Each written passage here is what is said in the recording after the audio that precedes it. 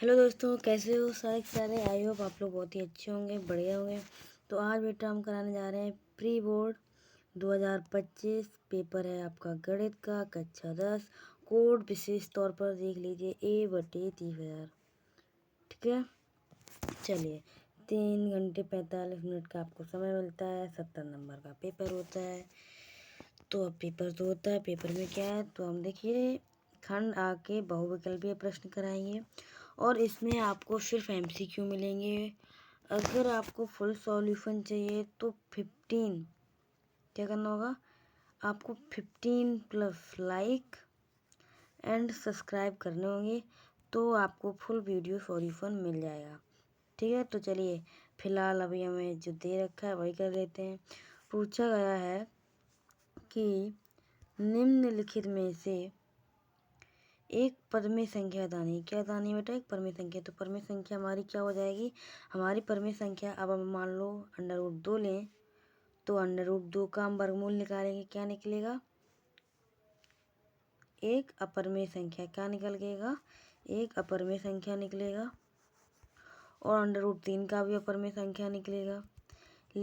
उसके बाद आता है √9। अगर हम √9 का वर्गमूल निकालते हैं तो हमारे पास आ जाएगा ±3, जो कि एक परमेय संख्या, यानी कि हमारी √9 इसका सही आंसर हो जाएगा √9। चलिए आगे देखिए। चलिए नेक्स्ट 2 नंबर में दे रखा है निम्नलिखित में से सहअभाज्य संख्याओं का युग्म है। तो सहअभाज्य संख्याओं का योग कौन सा हो जाएगा? 8b, यानी कि 18 और 25। चलिए आगे देख लीजिए। नेक्स्ट क्वेश्चन आपको दे रखा है 3 नंबर में, x² - 2x - 3 के शून्यक बताने हैं। तो इसके शून्य हो जाएंगे -3, 3, -1। चलिए 4 नंबर में देख लीजिए। दे रखा है समीकरण युग्म 2x + ay = 1 और 3x - 5y = 7 का कोई हल संभव नहीं है। कोई हल संभव नहीं है तो इसका हम लोग क्या करते हैं, जब कोई हल संभव नहीं होता है तो उसमें हमारी जो रेखाएं बनती हैं वो कैसी बनती हैं बेटा? हमारी रेखाएं समांतर बनती हैं जिसमें कोई हल नहीं होता है। और समांतर रेखाएं कब बनती हैं ये भी आपको पता है। कब बनती हैं? जल्दी से कमेंट में बता दीजिए कि जो हमारी समांतर रेखाएं हैं वो कब बनती हैं। जब हमारा A1/A2 बराबर हो B1/B2, लेकिन जो हमारा C1/C2 है वो बराबर ना हो। तब जब कोई समीकरण ये कंडीशन को फॉलो करता है तो वो क्या होता है, तो उसका कोई हल संभव नहीं होता है।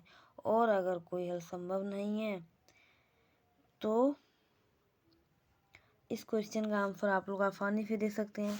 अब कहो सर हमें फिर भी मैम नहीं आ रहा है, तो देखिए सिंपल सी बात है। हम क्या करेंगे, फॉर्मूला था हमारा A1/A2 = B1/B2 is not equal to C1/C2। A1 में क्या दे रखा है इसकी तुलना करो, A1 प्लस, फिर सीधे बता दे रही हूँ मैं कि A1/A2 क्या है 3 इज इक्वल टू B1/B2। तो B1 कितना दे रखा है? A किसका है? प्लस का है। A किसका है? प्लस का है। चलिए, और B2 क्या दे रखा है? -5। इसका वर्गगुणनखंड होगा तो 5 दूनी 10 -10 बराबर 3 × A 3A। तो 3 इधर आ जाएगा, गुणे में है तो ये किस में आ जाएगा? भाग में आ जाएगा। किस में आ जाएगा? भाग में आ जाएगा। तो ये यहाँ आ गया, तो इसका आंसर हो जाएगा -10/3। आंसर क्या हो जाएगा बेटा? -10/3। तो ये हमारे ऑप्शन में कहाँ दे रखा है? जल्दी देखिए, ये रहा। तो 4 नंबर का आंसर हो जाएगा C। नेक्स्ट चलिए आगे बढ़ते हैं। क्वेश्चन नंबर 5 दे रखा है x² plus 2x minus P equal to 0 का एक मूल -2 है, तो p का मान बताना है। तो हम यहाँ पे जो मूल क्या होता है, मूल x का मान होता है। मूल क्या होता है, x का मान ही तो होता है। तो इसमें हम x का मान रख देंगे। x का मान कैसे रख देंगे, हमें दे रखा है x², तो x की जगह पर -2 रखेंगे। -2 गुणा -2 करेंगे, क्या हो जाएगा 4 प्लस 2x करेंगे, तो x में -2 का गुणा करेंगे प्लस माइनस माइनस, तो माइनस के 4 हो जाएगा। किसका 4 हो जाएगा बेटा, माइनस के 4। चलिए कैसे हो जाएगा, माइनस के 4 माइनस के p बराबर 0, तो 4 माइनस 4 बराबर p हो जाएगा। 4 से 4 कट जाएगा, तो p बराबर क्या आ जाएगा बेटा, p बराबर हमारा आ जाएगा सिर्फ और सिर्फ कितना, 0। चलिए तो ये हमारा आंसर हो जाएगा और ये रहा आंसर। चलिए आगे बढ़ते हैं। आगे देखिए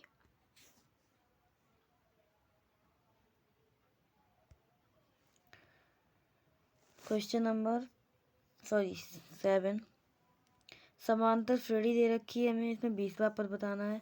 तो समांतर श्रेणी का आप लोगों को फॉर्मूला मालूम होगा, क्या होता है, an equal to a plus n minus 1 into D, यही फार्मूला होता है। तो a का मान दे रखा है बेटा कितना, 10 प्लस n का मान कितना दे रखा है, n का मान कितना दे रखा है 20, कितना दे रखा है 20, सॉरी क्या हो गया, 20 माइनस 1 इंटू डी निकालना है। तो हम डी कैसे निकालते हैं, डी कैसे निकालते हैं जल्दी बताओ। अरे A2 minus A1 equal to होता है डी। A2 कितना दे रखा है 7 और A1 कितना दे रखा है 10, तो 7 में फिर 10 जाएगा, कितना बचेगा बेटा, माइनस के 3। तो यहाँ डी का मान रख देंगे हम माइनस की 3। क्लियर हुआ इतना, चलो ये टेस्ट कर देते हैं। चलिए माइनस के 3 हो गया। अब देखो 20 में से ही जाएगा 19, 19 से कितना होता है 57, तो 10। अब ये देखो प्लस कर दो मान लो, तो यहाँ पे ये जो 19 आएगा वो प्लस का होगा और माइनस के 3 से मल्टीप्लाई होगा, तो ये कितना होगा, माइनस की 57 होगा। और जब 10 घटेंगे तो यहाँ कितना बचेगा 45, और बड़ी संख्या किसकी है, माइनस की, तो यहाँ लग जाएगा माइनस। तो हमारा आंसर आ जाएगा माइनस के 47। और हमारे ऑप्शन में माइनस के 47 कहाँ दे रखा है, ये रहा। चलिए नेक्स्ट क्वेश्चन देखते हैं। अरे ये 6 नंबर थोड़ा रह गया था, चलिए इसे हम देख लेते हैं। तो 6 नंबर का आंसर बेटा हो जाएगा 12। 12 कैसे हो जाएगा, आंसर नंबर 12 होगा। आप लोगों मन मारा सॉल्यूशन दो, जरा सॉल्यूशन की कैसे होगा, तो सॉल्यूशन भी बताएंगे हम। क्या करना है कि इसके जो मूल हैं वो बराबर है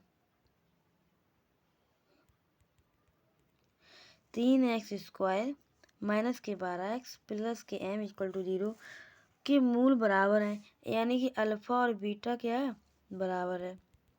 तो मान लो हमें अगर अल्फा प्लस बीटा निकालते हैं तो होता है माइनस के भी अपॉन ए, तो माइनस माइनस प्लस हो जाएगा 12/1, 12/3 हो जाएगा। क्या हो जाएगा 12/3 हो जाएगा। 3 एकम 3, 3 चको 12। अल्फा प्लस बीटा का मान अभी ये आया, लेकिन बीटा कितना है, बीटा हमारा कितना है, अल्फा के बराबर है, के मूल बराबर है, दे रखा है ना आपको, ये देखिए आपको दे रखा है कि मूल बराबर है। तो हम अल्फा की जगह यहाँ, वो बीटा की जगह यहाँ हम अल्फा लिखेंगे, तो 2 अल्फा हो जाएंगे बराबर 4, 2 एकम 2, 2 दूनी 4, अल्फा बराबर 2 हो जाएगा। अल्फा बराबर 2 है तो बेटा बीटा बराबर भी 2 हो जाएगा।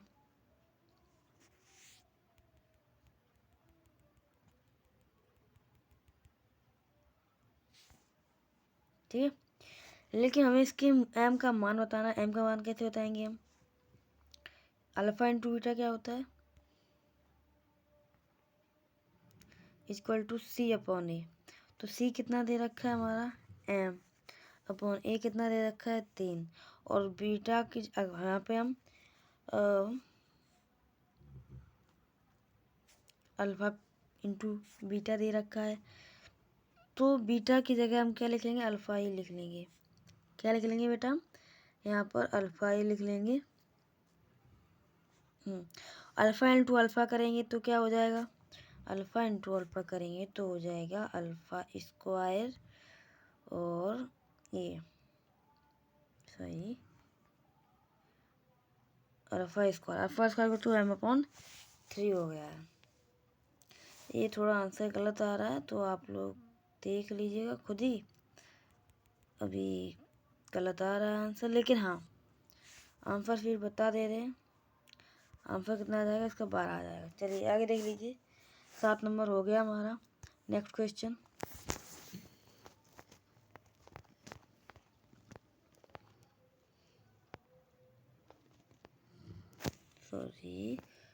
Question number 8।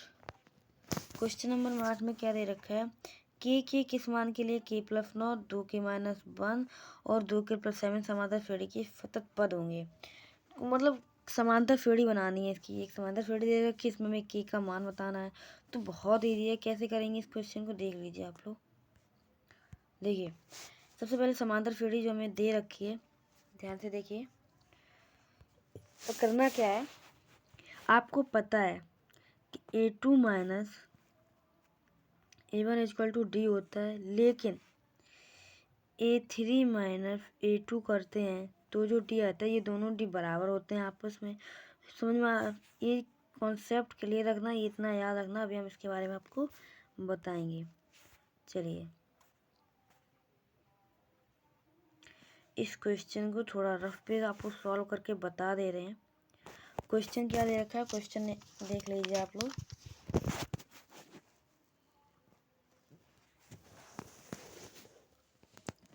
इसमें हम आपको थोड़ा रफ में करके बता दे रहे हैं। चलो क्वेश्चन हमारा दे रखा था k+9, 2k-1 और 2k+7। टोटली इसमें हमें k का मान बताना है। तो हमें पता है, क्या पता है हमें, कि a2 माइनस a1 बराबर जो d होता है वो बराबर होता है a3 minus a2 equal to D के। ठीक है, तो हमारे पास a2 का मान a2 का मान कितना दे रखा है, 2k-1 माइनस a1 का मान कितना दे रखा है, k+9 इज इक्वल टू, हमें डी पता है, नहीं पता है, इसके बराबर में क्या है, इसके बराबर में पता है a3 माइनस a2 है। तो a3 का मान कितना दे रखा है, 2k, क्या दे रखा है, 2k, एक सेकेंड, 2k+7। a3 माइनस हम क्या करेंगे, a2 करेंगे। क्या करेंगे माइनस हम, a2 करेंगे। ये यहाँ लिख ले रहे, थोड़ा नीचे जगह नहीं, a2 करेंगे माइनस में। तो a2 का मान कितना है, 2k माइनस का मान, ये दे रखा है आपको a2 का मान। ठीक है, चलो आगे देख लो। तो 2k तो हम ऐसे ऐसे लिख सकते हैं, पहले इस वाले को समीकरण को सॉल्व कर ले। 2k-1 माइनस k-9, ये अंदर चिन्ह चेंज हो जाते हैं, तो 2k में से 1k चला गया, कितना बचा k, माइनस का 1 माइनस के 9 हो जाएगा माइनस के 10 इज इक्वल टू में। इसे भी सॉल्व कर लो आप। क्या दे रखा है, 2k+7, इसे हम यहाँ थोड़ा इसे ड्रॉप लेते हैं। क्या दे रखा है, 2k+7 माइनस ब्रैकेट में 2k-1, यही दे रखा है। चलो तो 2k+7 माइनस 2k+1 हो जाएगा, तो ये 2k से 2k कट जाएगा, और प्लस के 7 प्लस के 8 इक्वल टू कितना हो जाएगा, 8 हो जाएगा। और जो हमें ऊपर इक्वेशन दे रखी थी, ये देख लीजिए आप लोग, क्या दे रखी है, k-10 आ गया हमारा, दिख रहा है ना। तो k-10 इक्वल टू कितना आ गया, 8 आ गया। तो k is equal to 8 plus 10 equal to कितना हो जाएगा 18। तो k का मान बच्चा लोग हमारा कितना आ गया 18। तो इस हिसाब से आप अपना क्वेश्चन पेपर देख लो।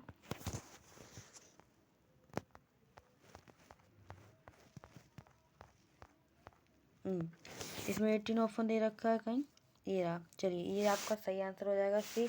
उसके बाद अब टाइम ज़्यादा हो रहा है तो जल्दी जल्दी क्वेश्चन कराएंगे। क्वेश्चन नंबर 9 का देख लो। क्वेश्चन नंबर 9 का आंसर हो जाएगा -48। और क्वेश्चन नंबर 10 का देख लो। क्वेश्चन नंबर 10 का आंसर होगा आपका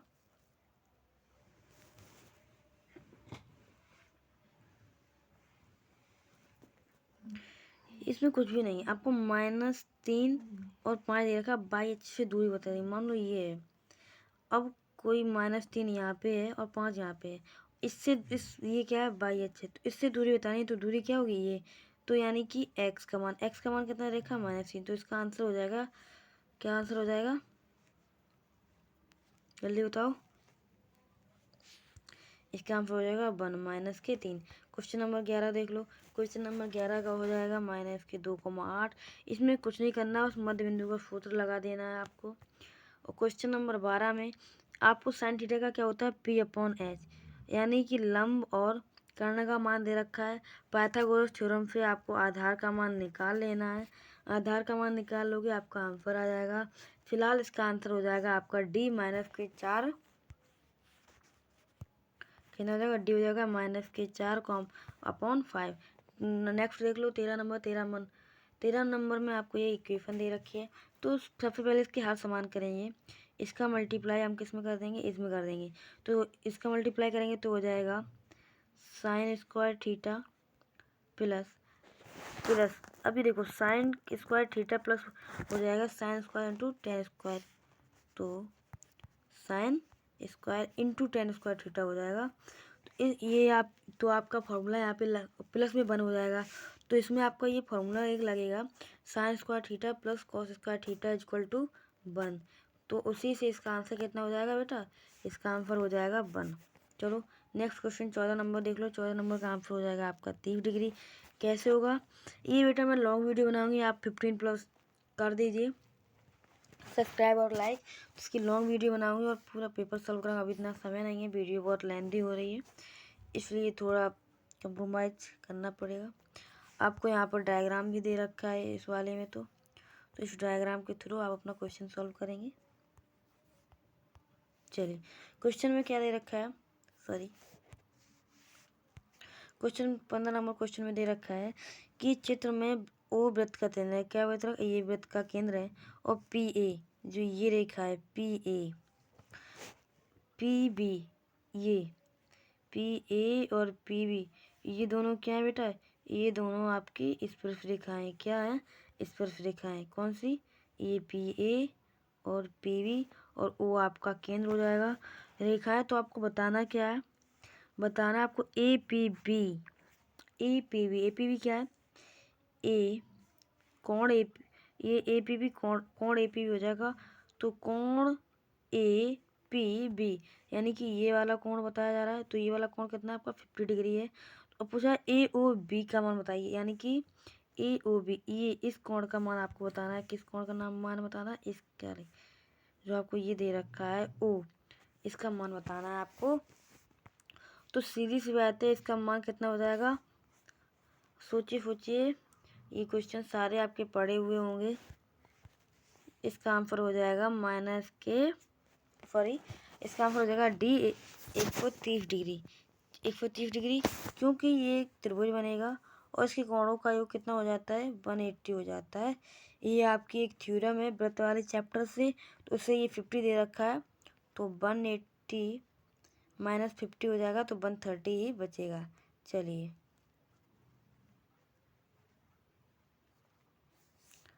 क्वेश्चन नंबर 16 देख लीजिए। यहाँ पे आपको त्रिज्या दे रखी है और त्रिज्यखंड का क्षेत्रफल भी दे रखा है। सिर्फ थीटा का मान बताना है। तो फॉर्मूला आप लगाएंगे, उसी से आपका आंसर निकल आएगा। फॉर्मूला क्या होता है, त्रिज्यखंड का फॉर्मूला होता है θ/360 डिग्री πr²। ठीक है, क्षेत्रफल का होता है। तो इसका आंसर बेटा 90 डिग्री हो जाएगा। सॉल्व आप खुद से कर लेंगे ना। चलिए नेक्स्ट देख लीजिए, सिर्फ 4 क्वेश्चन बचे हैं। तो आपको इसमें आपका व्यास दे रखा है, अब व्यास दे रखा है तो इसमें अगर आप आर निकालेंगे तो आर क्या होता है 1/2/2 हो जाएगा, 2 ऊपर जाएगा, इसलिए आर इक्वल टू 1 आ जाएगा। सीधे सीधे देख लेना और इस क्वेश्चन को सॉल्व कर लेना। चलिए मैं इसका आंसर बता दे रही हूँ। इसका आंसर हो जाएगा बेटा 5.4 सेंटीमीटर स्क्वायर। चलिए आगे देखिए, पाई का मान मत रखना, पाई का मान नहीं रखोगे तो आपका पाई ऊपर आ जाएगा। ठीक है, 1 से 10 तक की धनात्मक सम संख्याओं का समांतर मान बताना। तो आपको सारी सम संख्याएं लिख लेनी है, 2 4 6 8 10, जो भी समांतर संख्याएं हैं सारी लिख देनी है। फिर उसका माध्य निकालना। माध्य क्या होता है, टोटल संख्या होती है उसे नीचे लिखा जाता है, और जितनी टोटल पद जो होते हैं उन्हें नीचे लिखा जाता है, और जो संख्या का योग हो जाता है उसे ऊपर लिखा जाता है। ये थोड़ा कर जाता है। चलिए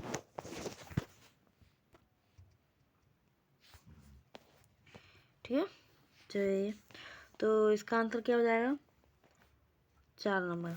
चलिए 19, यदि 19 नंबर क्वेश्चन देख लो। यदि किसी बारंबारता बंटन का माध्य भी दे रखा है, माध्यिका भी दे रखी है, और आपको इसमें से सिर्फ आपको ये बताना है बहुलक क्या होगा। कोई इसका भी एक फॉर्मूला होता है, बहुलक इक्वल टू क्या होता है 2 माध्य माइनस 3 माध्यिका। तो उससे आपका आंसर निकल आएगा 21.5। नेक्स्ट क्वेश्चन है 20 नंबर। 20 नंबर क्वेश्चन देख लो।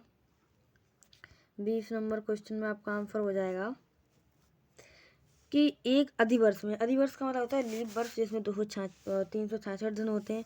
तो 366 में सोमवार की प्रायिकता क्या होगी, तो सोमवार की प्रायिकता हो जाएगी आपका 2/7। और नेक्स्ट क्वेश्चन आप देख लीजिए कि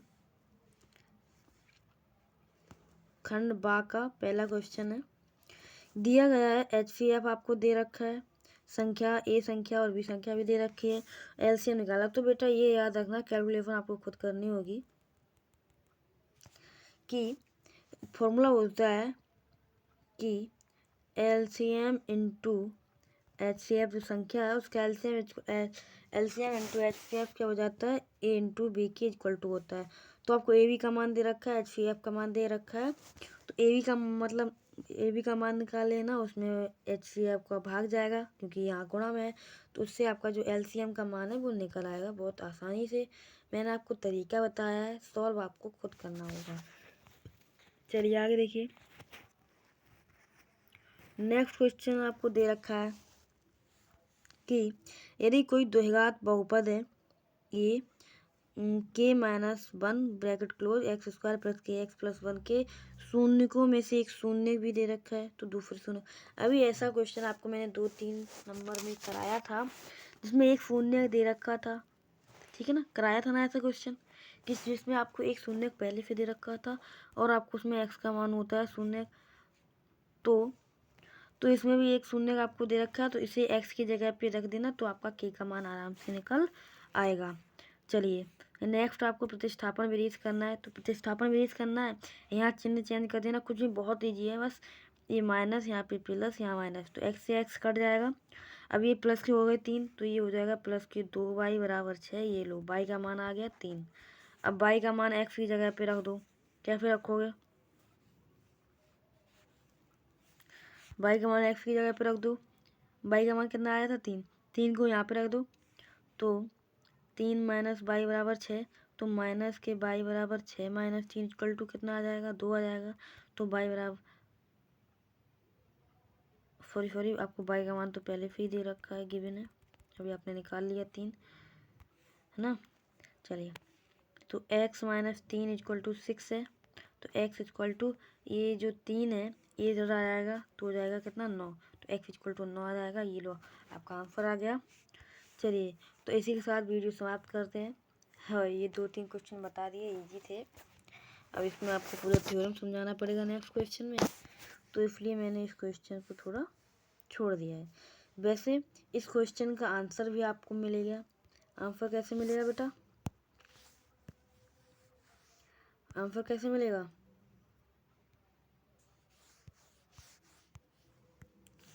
अगर आप फिर हम क्या करोगे, आपको इसका आंसर मिलेगा अगर आप 15+ सब्सक्राइबर कर दोगे। तो ज़्यादा से ज़्यादा लोगों को बेटा शेयर करो, सब्सक्राइब करो, वीडियो को लाइक करो। और जब आपके 15+ हो जाएंगे तो मैं गारंटी लेती हूँ, मैं आपको यही 2 पेपर नहीं, मैं आपको सारे एग्जाम 2 दिन के अंदर दूंगी। बस आप 15+ सब्सक्राइब और लाइक कराइए और ज़्यादा से ज़्यादा वीडियो शेयर कीजिए। Thank you for watching.